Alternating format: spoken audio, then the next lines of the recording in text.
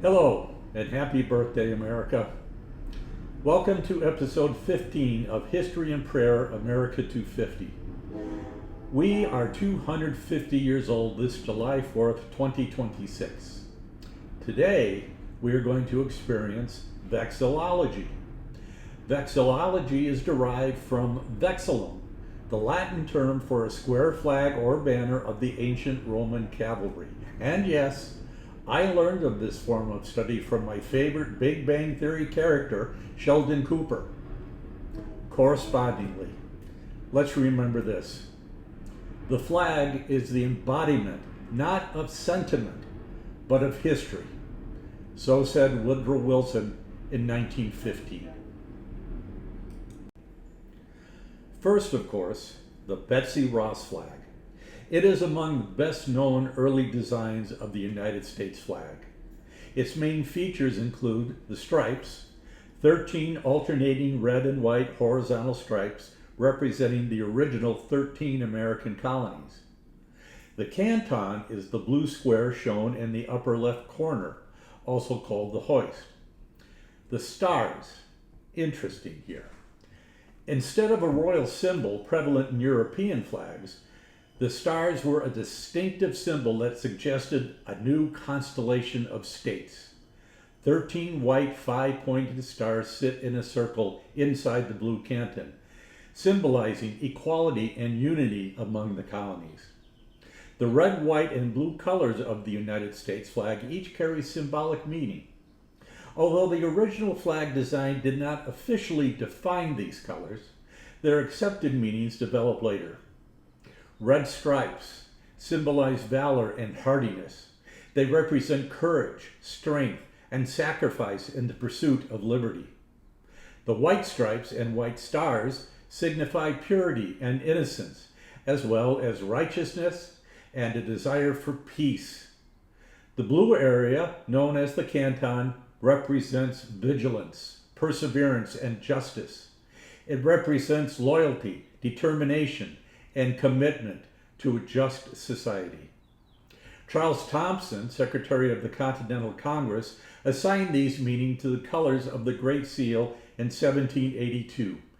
They are now commonly applied to the flag as well. Here is the Star-Spangled Banner flag of 1812, also known as the Great Garrison flag. It is one of the most famous flags in American history. It inspired Francis Scott Key to write the poem that later became the United States national anthem. Unlike today's flags, which has 13 stripes, the Star-Spangled Banner flag has 15 alternating red and white stripes and 15 white 5-pointed stars on a blue canton. The added stars and stripes represented Vermont and Kentucky joining the Union. The stars are arranged in 5 staggered rows of 3 within the blue canton.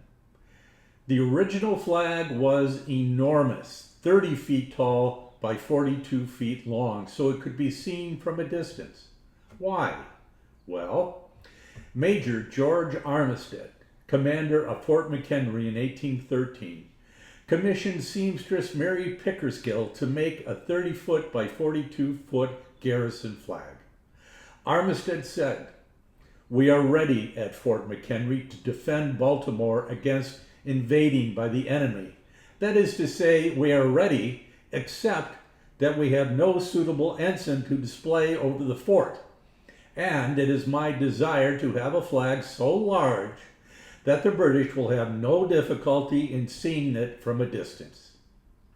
Today, the carefully conserved Star-Spangled Banner is on permanent display at the Smithsonian's National Museum of American History in Washington, D.C.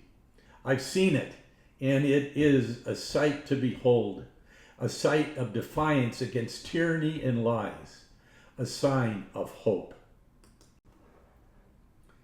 The Bennington flag. The Bennington flag is one of the most recognizable historical flags in the United States, best known for the large 76 displayed in its blue canton. Its design combines revolutionary symbolism with several distinctive features.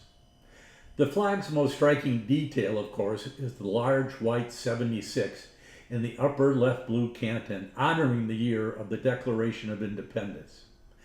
13 white stars appear in the canton.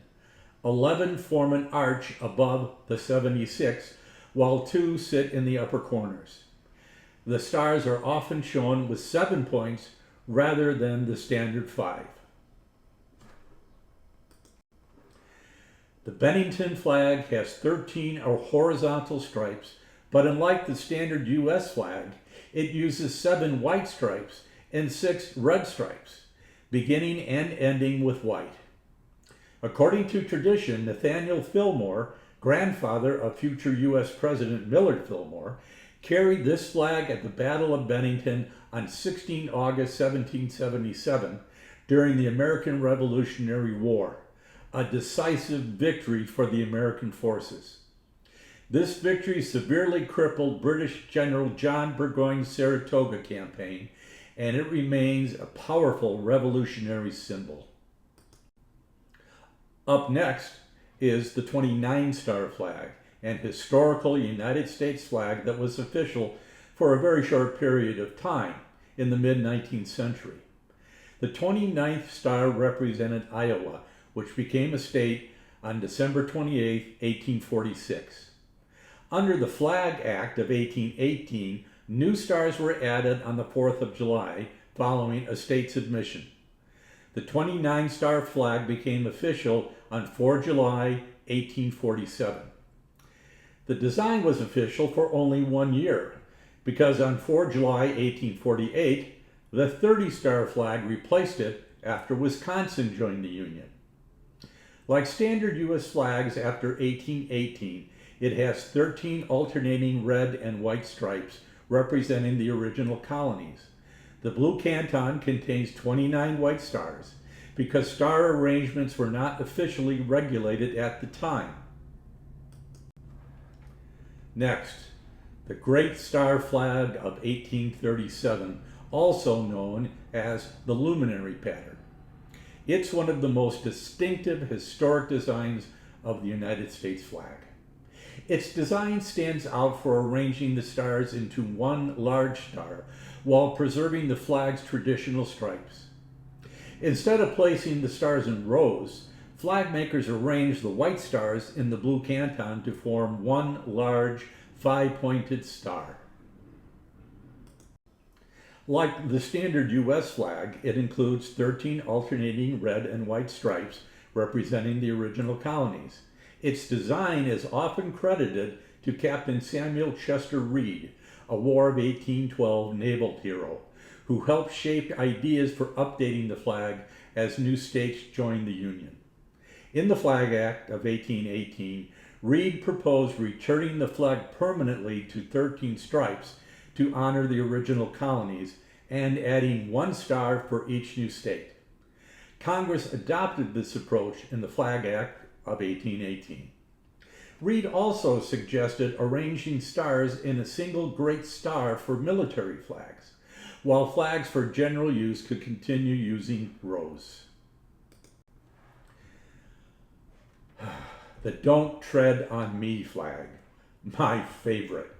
I used to hang this in my classroom when I taught social studies. It's more commonly known as the Gadsden flag. It's a very recognizable historical American flag. It features a bright yellow field. In the center, there is a coiled timber rattlesnake poised to strike. Below the rattlesnake, the words "Don't Tread on Me" are printed in capital letters. The flag was designed by American general and statesman Christopher Gadsden in 1775 during the American Revolution. The rattlesnake was a popular symbol of the American colonies at the time. Ben Franklin had previously used it in political cartoons to represent the unity and vigilance of the colonies. The rattlesnake was also seen as a creature that would not attack unless provoked, but would deliver a deadly strike if it felt threatened. Finally, our 50-star flag of today. Now here is an inspiring story of Robert G. Heth's 50-star flag design, due to his initiative, persistence, and practical creativity. In 1958, Robert was a junior at Lancaster High School in Ohio. His history teacher, Stanley Pratt, assigned students to design a new flag in anticipation of Alaska and Hawaii becoming states. The official U.S. flag then had 48 stars, so Heft needed to add 2 more while preserving the flag's balance, dignity, and visual clarity. Heft began with an existing 48-star flag. He carefully removed the original stars from the blue canton. He cut 50 new white stars from fabric and arranged them in alternating rows of 6 and 5 stars, creating the balanced 6-5-6-5-6-5-6-5-6 pattern still used today. He then sewed the new stars onto the canton. After receiving a C- for his effort, Heft sent his design to his congressman, Walter Moeller, who forwarded it to Washington, D.C. as part of the design contest for a new flag. After Alaska and Hawaii achieved statehood in 1959, President Dwight D. Eisenhower selected Heft's design from thousands of submissions because of its simplicity, symmetry, and strong visual balance. True to his promise, Pratt changed Heft's grade to an A after the design was officially chosen. The 50-star flag was officially adopted on 4 July 1960 and remains the longest-serving design of the U.S. national flag. Heft continued sharing the story of his design throughout his life and lived to see it fly over the nation for nearly half a century. Americans have flown the flag proudly, while some burn it, trounce upon it, and rip it apart. While the flag code governing the use of the flag is not an enforceable law, it is a history of our country. I urge all of us to remember what Eisenhower said during his second inaugural. Before all else, we seek upon our common labor as a nation of Almighty God, and the hopes in our hearts fashion the deepest prayer of our whole people. We look upon this shaken earth, and we declare our firm and fixed purposes, the building of peace, with justice in a world where moral law prevails. And so, the prayer of our people carries far beyond our own frontiers to the wide world of our duty and our destiny. Thank you for watching. Please subscribe, and remember, there is always hope. There is always hope in the grand old flag.